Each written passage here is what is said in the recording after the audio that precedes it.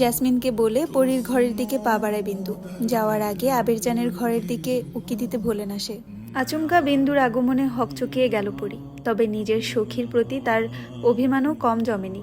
এতদিন কোথায় ছিল, তাই সে অভিমান মিশ্রিত কণ্ঠে বলে, তুই এইখানে আইসোস কেন? কেডা তুই? হাসল বিন্দু। সঙ্গে সঙ্গেই ওর গজ দাঁতটা যেন উদয় হলো। পরী এক ধ্যানে শ্যামকন্যার হাসি দেখল, যেন মুক্ত ঝরছে ওই হাসি থেকে। বিন্দু হাসি দেখে পরীর বলতে ইচ্ছে করছে, এইভাবে হাসিস না, আমার খুব হিংসে হয়। এই মেয়ে রূপ নয়, হাসি দিয়ে পুরুষের মন ভোলাতে পারবে, যেমন করে সম্পানের মন ভুলিয়েছে। পরী বলল, থাক আর হাসতে হইব না, কি কইবি ক তাড়াতাড়ি। বিন্দুর মুখে রাতে বেড়াতে যাওয়ার কথা শুনে আনন্দে মেতে উঠল পরীর মন। অনেক দিন বেরোনো হয় না, মুহূর্তেই বিন্দুর প্রতি সব অভিমান যেন বন্যার পানিতে ভেসে গেল। কাঠের আলমারিটি খুলে একখানা মখমলের শাড়ি বিন্দুর হাতে ধরিয়ে দিয়ে বলল, আজ তুই এই কাপড়টা পরিস। শাড়িতে হাত বুলিয়ে বিন্দু পরীর দিকে তাকিয়ে বলে, তুই তো কাপড় পরস না পরিবানু, তাইলে এত সুন্দর কাপড় পাইলি কই? পরী চটজলদি আয়নার সামনে থেকে দুটো ফিতে এনে বিন্দুর হাতে গুজে দিয়ে বলল, সোনা আবার ঘরে পাইছি, এই কাপড় তো কেউ পরবো না, তাই তোরেই দিলাম, নিয়া যা, আজ পরিস, তোরে খুব সুন্দর দেখাইব। খুশি হলো বিন্দু। শাড়িটার নেতিয়ে পড়া আঁচলটা দিয়ে পেঁচিয়ে নিয়ে বের হলো সে। উঠোনে আসতেই দেখলো মালা বারান্দায় বসে কাশছে। বিন্দু সেদিকে এগিয়ে গিয়ে বলল, জেডি, তোমার শরীরটা আইজও খারাপ? যেদিনই আহি সেই দিনই দেখি তুমি অসুস্থ। পরীর বাপরে কইয়া একটা ডাক্তার দেখাও। কবিরাজরে তো কতই দেখাইলা। বিন্দুর প্রশ্নের উত্তর না দিয়ে মালা জিজ্ঞাসা করে, আইস পরী কি দিল তোরে? তাড়াতাড়ি বাড়ি যা, পরীর দাদি দেখলে চিল্লাইব। বিন্দু আর দেরি করলো না, দৌড়ে চলে গেল ঘাটে। গিয়ে ভেলা চড়াতেই দেখলো শহুরে ডাক্তারদের নৌকা ভিড়ছে। ওদের দেখেই বিন্দুর মনে পড়ে গেল সম্পানের কথা। ইস, পরীকে আসল কথা বলতেই ভুলে গেছে। রাতে বলে দেবে ভেবে বিন্দু ভেলা ভাসালো জলে। নিজ ঘরে এসে বিশ্রাম নিচ্ছে নাইম। শেখর আর আসিফ আজকে পালকের মুখে সবই শুনেছে ওরা, এমনকি অবাকও হয়েছে। হয়তো অনেকগুলো বছর পেরিয়ে গেছে সোনালির চলে যাওয়ার। এর মধ্যে একটি বারও মেয়েকে ফিরিয়ে নেওয়ার কথা ভাবেনি আফতাবউদ্দিন। আশ্চর্যজনিত হয়ে শেখর বলে, এই জমিদার মশাই অদ্ভুত রে, মেয়েটাকে ফিরিয়ে আনা তো দূরের কথা, একবার খোঁজও নেয়নি। ব্যাপারটা অদ্ভুত, তাই না? পালঙ্কের ওপর দু পা তুলে বসে আছে আসিফ, আর নাইম শুয়ে আছে। শেখরের কথা শুনে নাইম উঠে বসে বলল, মেয়ের থেকে নিজের আত্মসম্মানটাই বড় করে দেখছেন জমিদার, এই জন্যই মেয়ের কোনো খোঁজ নেননি। তাছাড়া আমার মতে দোষটা তো একা জমিদারের নয়, ওনার মেয়েরও আছে। সেও চাইলে এখানে আসতে পারতো। জমিদার হয়ে কিভাবে তিনি তার মেয়েকে একটা নিচু পরিবারের ছেলের সঙ্গে বিয়ে দিবে? দুজনের কথার মধ্যে আসিফ বলে উঠল, ওটাই প্রধান সমস্যা। কিন্তু ভালোবাসা তো বলে কয়ে আসে না, এরা হুটহাট করে এসে মনের মধ্যে গেঁথে যায়। কথাটা বলে একটু থামলো আসিফ, তারপর নাইমকে জিজ্ঞাসা করে, আচ্ছা নাইম, তুই যে পরীকে দেখতে চাইছিস, মানে তোর দেখার ইচ্ছাটা কি শুধুই ইচ্ছা নাকি অন্য কিছু? ভালোবাসা নাকি আকর্ষণ? চট জলদি উত্তর দিতে পারলো না নাইম। সত্যি কথাই তো বলেছে আসিফ, সে কি শুধু ইচ্ছে পূরণ করতেই পরীকে দেখতে চায়, নাকি এর মধ্যে অন্য কিছু আছে? কিছুক্ষণ ভেবেই নাইম বলল, জানি না কেন ওই মেয়েটাকে দেখার এত ইচ্ছে করছে। যদি এটাকে আকর্ষণ বলি তাহলে তাই, আর যদি ভালোবাসা বলে তাহলে। দীর্ঘদিন পর মেঘের মুলুকে চাঁদ ভেসেছে আজ। পূর্ণ চন্দ্র নয়, অর্ধচন্দ্র, কিন্তু এই অর্ধেক চাঁদটাই পুরো পৃথিবীকে আলোকিত করে তুলেছে। নৌকাগুলো হালকা দূর থেকেই দৃশ্যমান হয়ে উঠেছে। চাঁদের আলো পড়েছে পানিতে, চিকচিক করে উঠছে পানি। ঢেউয়ের সঙ্গে সঙ্গে যেন চাঁদও নেচে উঠেছে। নৌকার কোনায় বসে পানিতে পা ডুবিয়ে দিয়েছে পরী। মাথায় ঘোমটা ফেলে বড় করে শ্বাস নিল সে। মুহূর্তেই যেন লুফে নিল প্রকৃতির সব ঘ্রাণ। এই ঘ্রাণটা খুব পরিচিত পরীর। এটা তো নূরনগরের গ্রান। মুক্তি পাওয়ার মজাই যেন আলাদা। বেশ কয়েকবার বের হয়ে সে বুঝতে পেরেছে। নৌকার অপর প্রান্তে সম্পান বসে আছে বৈঠা হাতে, আর ওর কোল ঘেঁষে বসে আছে বিন্দু। পরনে পরীর দেওয়া মখমলের কাপড়টা বেনি করে তাতে ফিতাও গুজেছে।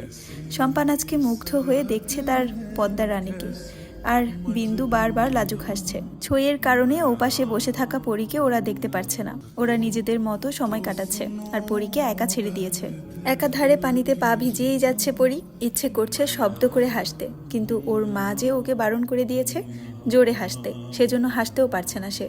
তবে প্রকৃতি যেন আজ পরীর জন্যই সেজেছে। তাদের প্রধান কাজই যেন পরীকে খুশি করা।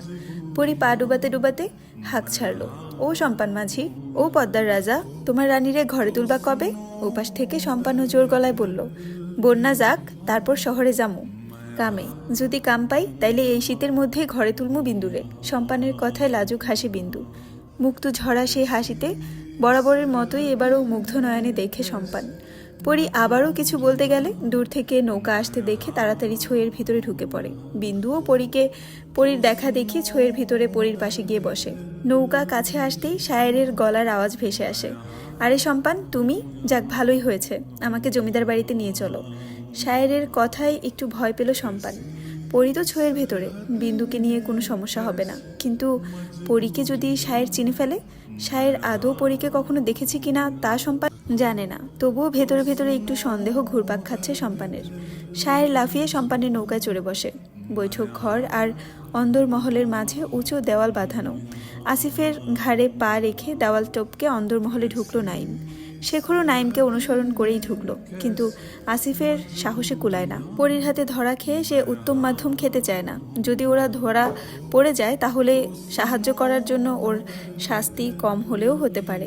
এই ভেবেই উপরওয়ালাকে এক মনে ডেকে যাচ্ছে আসিফ। পরীর বুদ্ধিমত্তা দেখে আসিফ বুঝে গেছে যে হয়তো আজকে কিছু একটা হবে, ওরা হয়তো ধরা খাবেই। বন্যার পানিতে ভেসে আসা কচুরিপানাগুলোর দিকে এক মনে তাকিয়ে আছে শায়ের। গভীর চিন্তায় সে যেন ডুবে আছে।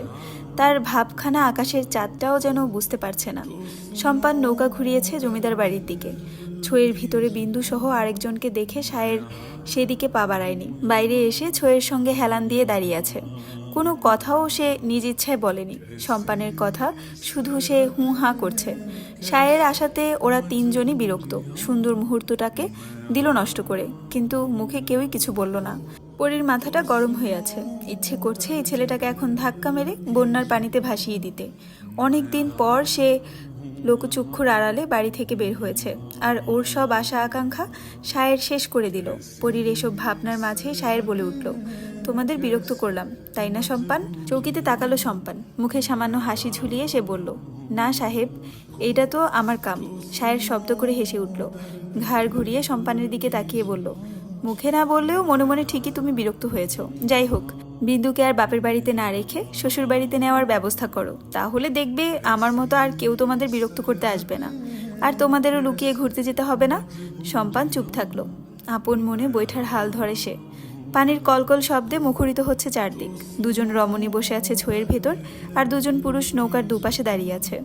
পানির শব্দ ছাড়া কেউই কোনো শব্দ শুনতে পারছে না। প্রকৃতির যেন এই গুমুট ভাবটা পছন্দ হলো না, তাই সে মেঘকে খানিকটা নাড়া দিতেই বাঘের মতো গর্জে উঠে। এতে বিন্দু খানিকটা ভয় পেয়ে বলে, মেঘের অবস্থা কি বা মাঝি? বৃষ্টি আইবনি? ঝড় হইবনি? এত ডরাস কেন বিন্দু? আমি আসি, শায়ের দাদা আছে।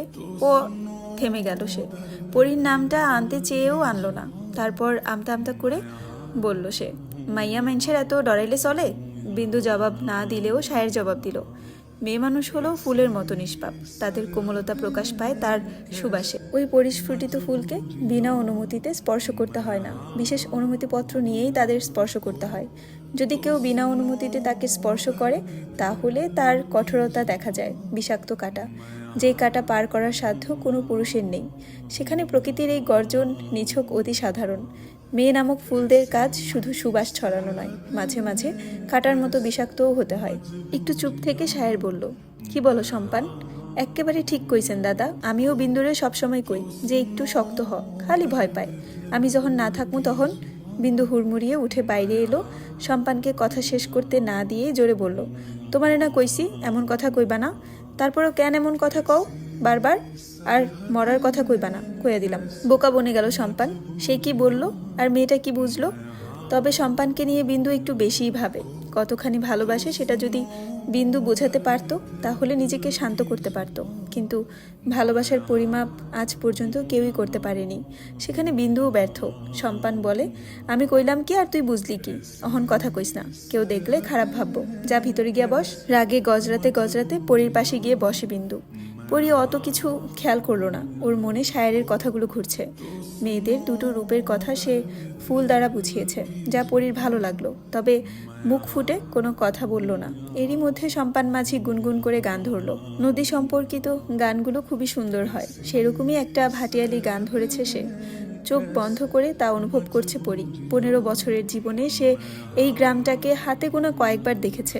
বাকি জীবনটা বাড়ির 4 দেওয়ালের মধ্যেই কেটে গেছে। কিন্তু ওর বড় 2 বোনের জীবন ছিল আলাদা।